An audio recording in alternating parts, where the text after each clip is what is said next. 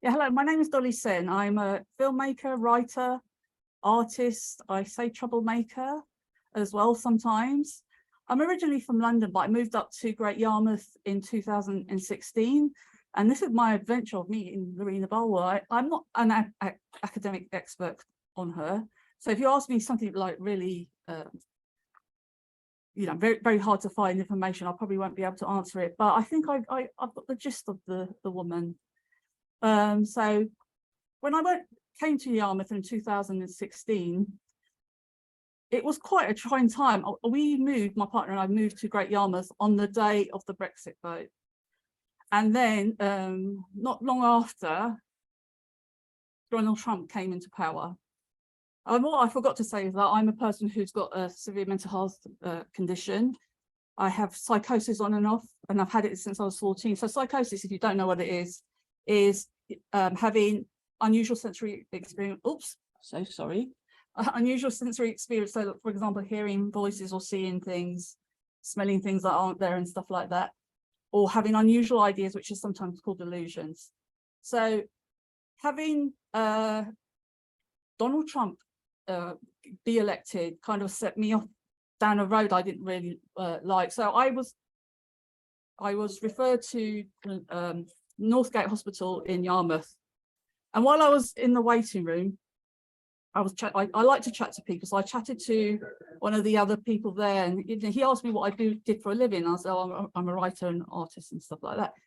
And he said, oh, have you heard of Lorina Bulwer? And I said, no, who's she? She said, oh, she's this lady who's buried locally, but she used to be in the workhouse, that's now the hospital, and she created these really amazing pieces of embroidery. You should check her out. So what I did when I got home was Google her, and I found out there was actually a Antiques Roadshow piece on her, and yeah, I just thought this woman is amazing. She would let's go through I decided one of my projects during the pandemic was to kind of research Lorina Bulwer's life, and of course I couldn't go to any archive physically. I did it all online. I was using places like ancestry.co.uk, and one of the first pieces I found was actually some information about her dad, Thomas Bulwer. Before he died, he was actually a grocer in Beccles, but before that, I found out that he was a horse dealer. And I'm going to use the for the first time. So, yeah, Thomas Bulwer, Rooks Lane. So that was quite interesting, because if you go to Lorina's wiki page, you'll find out that he was a grocer and that he died, and then the family moved to Yarmouth. So finding more information about her family was really cool. But Lorina was born in 1838 in Beccles. She lived there until 1893, where her mum bought a rooming house in Yarmouth to kind of use as a business. Lorina had other siblings, but they didn't move in with her. So Lorina worked and lived with her mum in Yarmouth. And if you know Great Yarmouth at all, one of the first places she lived at was Crown Road, which overlooks the park. And actually, she worked and lived with her mum until her mum died. And I used to take my dog Scamp for a walk at the local Yarmouth cemetery. And while I was actually researching her, I came across that Lorina's mum and dad's gravestone, which is in Great Yarmouth cemetery. And that's a funny thing. When you look for something, you find more stuff, unwittingly. But the problem with Lorina's mum dying was that, for whatever reason, her brother decided to put her in the workhouse, the lunatic ward of the workhouse. And that's why I kind of call her an inconvenient woman. That whether she was, we don't know what she was like as a person. She might have been an absolutely horrible person, but I don't think so personally. I think she was a very hurt person. And one thing I need to say to you that there are some parts of the talk that might be triggering because it talks about abuse. So if you want to leave now or leave while I'm talking, that's absolutely fine. Absolutely fine. So yeah, her brother put her into Great Yarmouth workhouse, and Great Yarmouth workhouse, actually there have been two workhouses on the same site. The first one was in 1654, and then in 1838 a new workhouse was built. It's actually, some of it is still standing as Northgate Hospital or on the grounds. And what I found about looking at the history of the workhouse, that if you looked at the people who were born in the workhouse, you would find that their place of birth would be the workhouse. It was only until 1904 they changed the address to 150A Caister Road, just to make sure that that young person didn't have any kind of disadvantages in life. This is one of the kind of blueprints of the workhouse. As you can see, it's really, really big. Some of it has been knocked down, but a lot of it still stands. So there's the hospital at the back, and the workhouse near the front of the believe it or not, they used to do the census act in workhouses, and Lorena was on the lunatic ward of the workhouse. So she's there somewhere. She's here, there. And what's unusual is what her occupation is down as. Has anyone got any idea what it would be down as? No, it's down as lunatic. I don't know what the career path for lunatic is, but yeah, that's how she was described. Sorry, I didn't hear the word. What was she described as? Lunatic. No, but occupation. Yeah, occupation. Thank you. Yeah. It says profession or occupation. Yeah. Luckily, they don't do that now. The workhouse isn't really a nice place to go. Nobody would Airbnb it, really. And in fact, it was quite an awful place. In its earlier days, they used to sell the dead bodies of the people that lived there to anatomists and doctors. There was a lot of sexual abuse being investigated by the Poor Law Board from time to time. Nothing changed though. There were riots at the workhouse. Nothing changed. And the kind of principal occupation of the people who were on the lunatic ward was picking oakum. If you don't know what that is, it's people just picking old rope. So that saying, money for old rope, comes from people picking up oakum, and it's a really tedious, painful job because your hands would be would be calloused from the constant picking at the old rope. So it wasn't until 1882, this lady, and I might have pronounced her name wrong, is her Barbazon, set up a scheme called the Barbazon scheme. And basically what she did, it was kind of a forerunner of occupational therapy, in that she introduced activities into the workhouse, like needlework, lace making, and kind of similar things. So her idea was that, well, she wanted two things to happen: that people had meaningful occupation, and also the workhouse could sell some of these things to kind of cover their costs. And in fact, I only found this out a couple of weeks ago.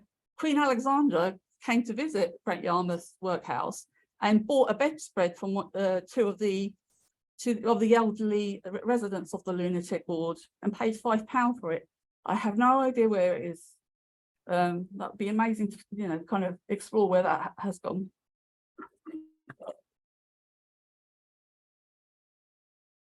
So I guess if you think about Victorian samplers, which are things people had on their walls, I remember when I used to go to a lot of old houses, it would have something like, you know, the Lord is my shepherd kind of thing.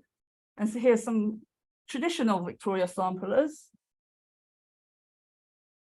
This one's done by a 13-year-old. Yeah, lead us not into temptation. Lorena did this instead.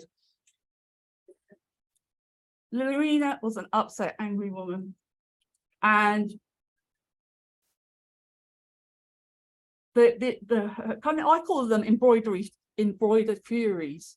This long list of, you know, her pain, her frustration, her anger is listed on there. And it doesn't make for easy reading, some of it. Some of it is quite harsh on other people, and I'll kind of cover a few of those. But this is how it starts off, because she wanted these embroideries to be sent as letters to royal family members. So the opening lines of the tapestry is: to Larcon Esquire, banker, Ormsby House, Ormsby near Great Yarmouth. Please forward this scroll to Right Honourable Earl Bulwer, Lyton, Nebworth, Hertfordshire, from Miss Lorina Bulwer, Great Yarmouth, Norfolk.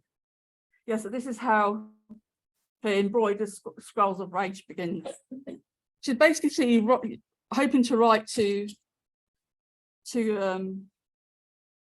know, prestigious members of the community to try and get her out.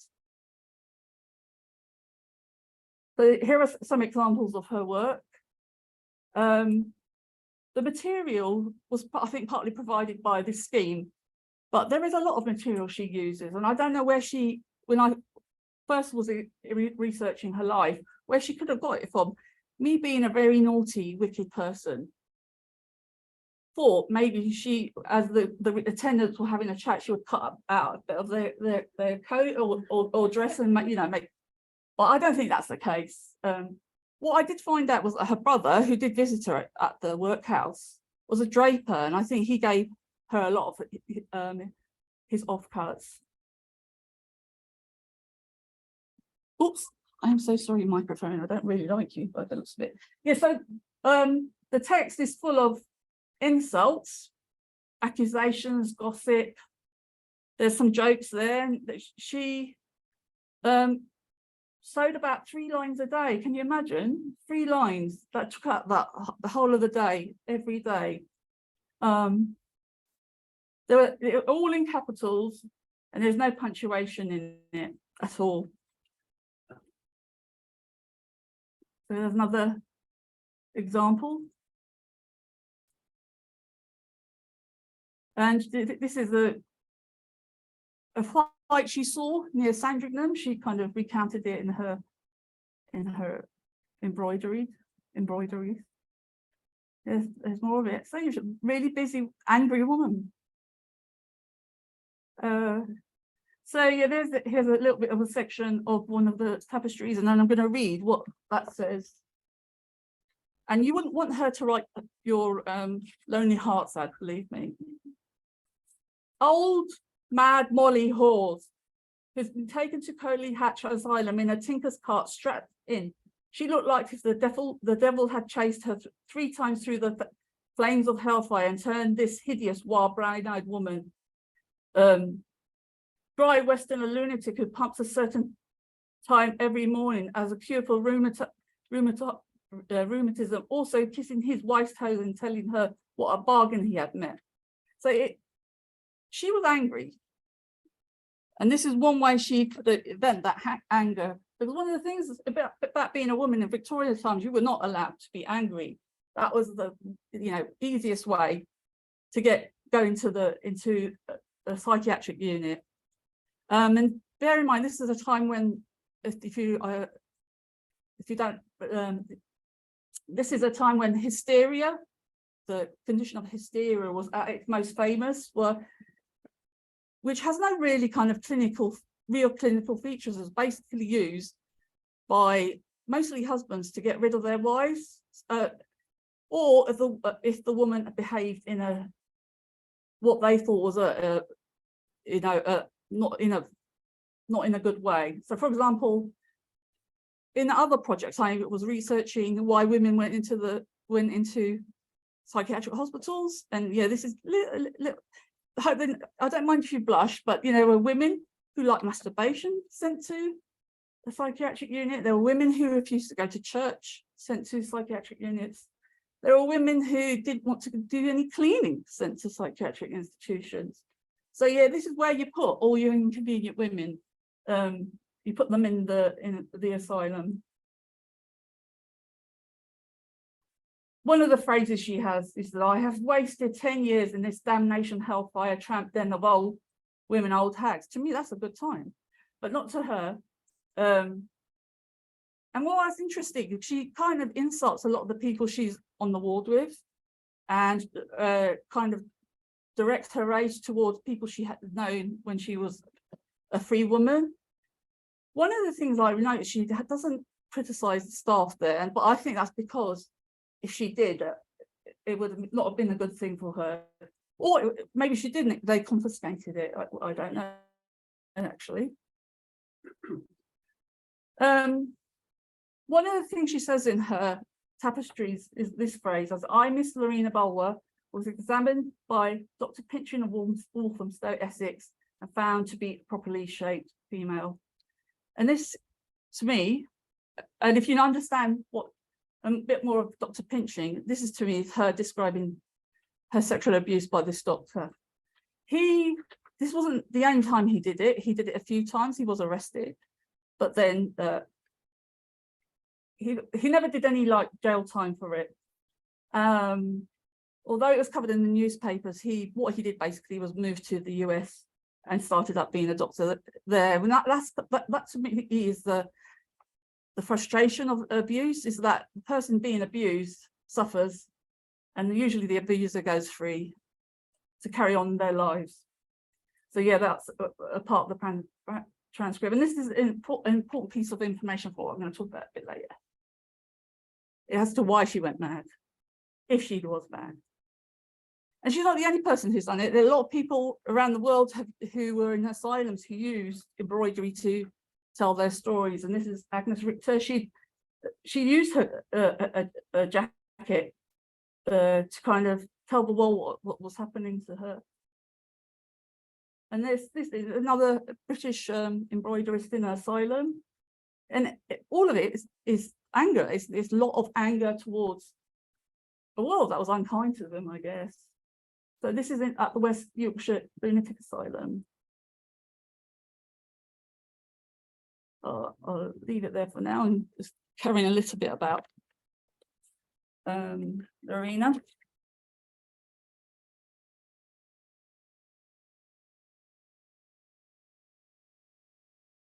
So part of her embroidery, she talks about being Queen Victoria's secret daughter, and people assume that's her delusion.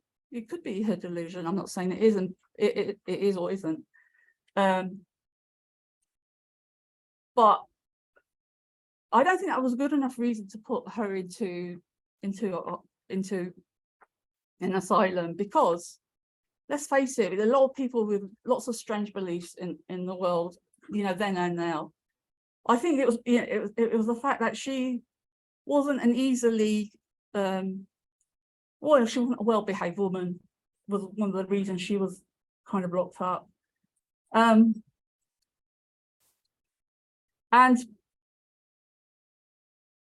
I don't know if you've got any understanding of the different theories of why people have psychosis. The well-known theory is that it's a brain disorder.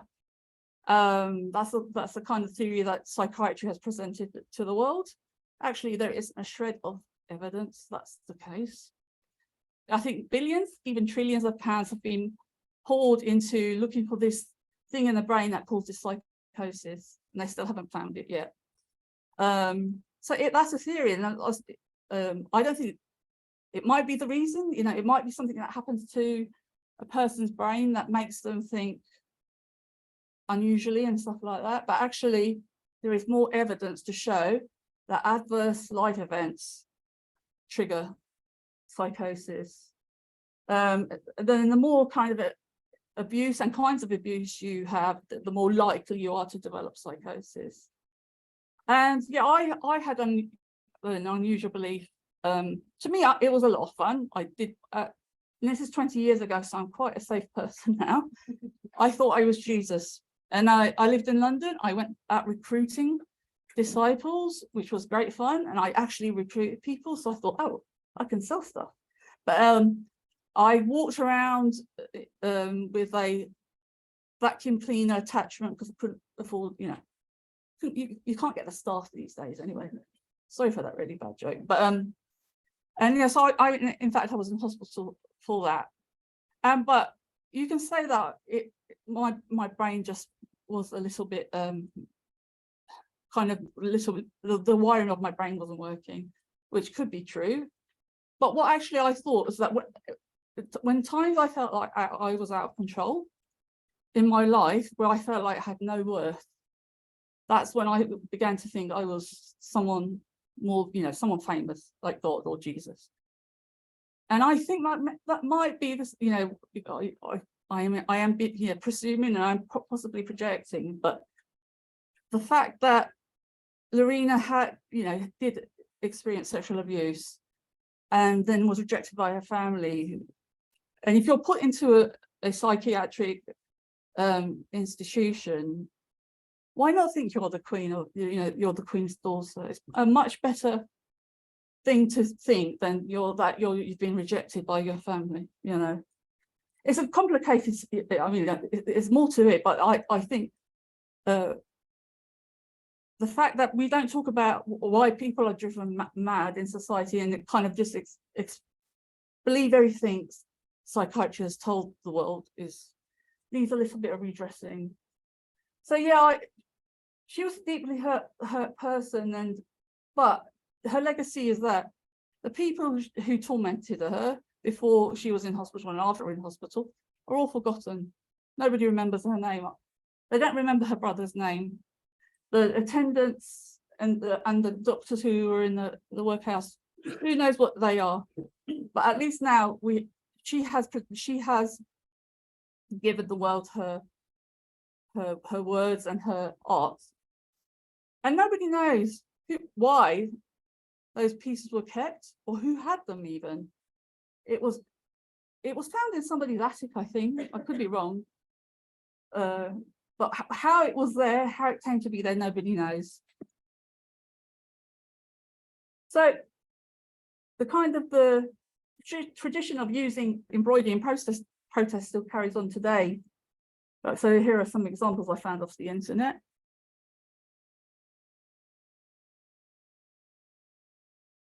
I'm actually part of this group of campaigners.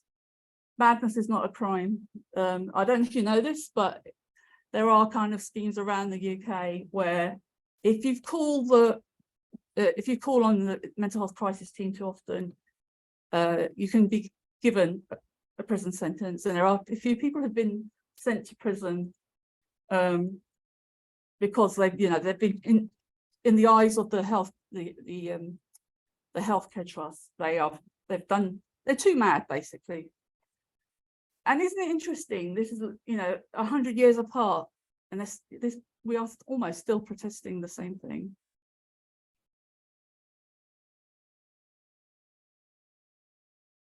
So that is the workhouse behind the sign, and now it's a hospital.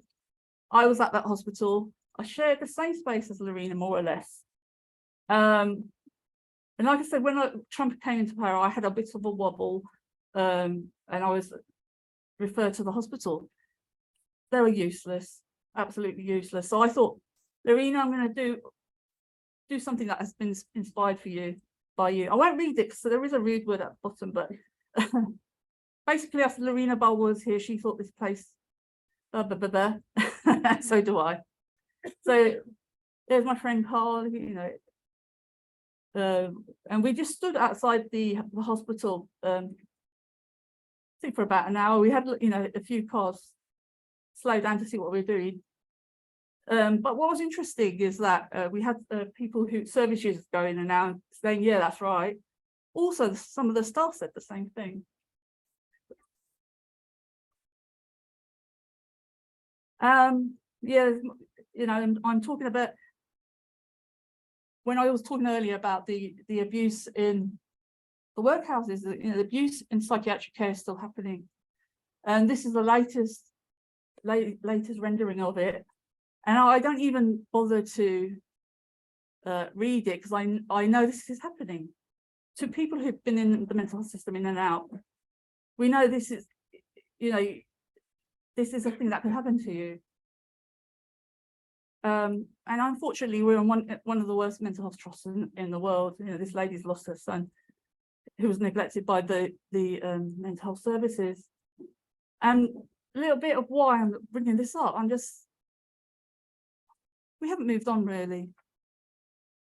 But the mad, you know, I don't mind calling myself mad. I know other people, I think people should be called how they want to be called. But as a mad person, I'm really upset. We're not have moved forward as a society, as a people, as human beings. They're still kind of facing some of the same things 100 years ago, you know, to now. And that's probably why I was really interested in Lorina's story, and why I wrote a pamphlet about her life. So I knew Lorina was buried somewhere locally, and my partner and I, during the pandemic, because our dog's vet is nearby the cemetery in Caister, we went to look for her grave, and when we found it, it was absolutely overgrown and neglected. So my partner and I did some tidying up, but what I decided to do, once things were lifted, was do a call out and ask people to come to her gravesite and help tidy it. I had an amazing response. People from all over Norfolk, and even a few people from outside of Norfolk. We had a lady from Essex doing her PhD on Lorina Common, and basically we gave her some love in death that she didn't really get in life. So we tidied up her grave, we planted seeds, people left pieces of artwork, some people wrote poems about her and read poems out over her grave. And you know, from now on, she's going to be looked after. It's not by me, but by people who know about her now. And hopefully in the springtime, her grave will be full of flowers. And yeah, no, I did give a little bit of a talk when we did this day, and nearby her talk is where the Commonwealth graves are. And I'm just thinking how we treat people, our fellow human beings, because the young men that were dead there shouldn't have, you know, died. They deserve their lives, and it's and as did, you know, people who are poor, who went to the workhouse, who were deemed mad, deserve their lives. So I guess what I'm saying is my kind of activism, my art, is to make sure that at least with a group of people who've got mental health conditions, I'm going to, you know, as an artist and activist, fight for better you know, better lives for people, because we only do, you know, a little bit in our one little corner of life. So yeah, that's my talk. And this was her grave before we tidied it, and I left that piece of embroidery. So yeah, I took up the other thing, I took up embroidery after reading find out about Lorina, and I put Love and Rage and left it there. So that's my talk.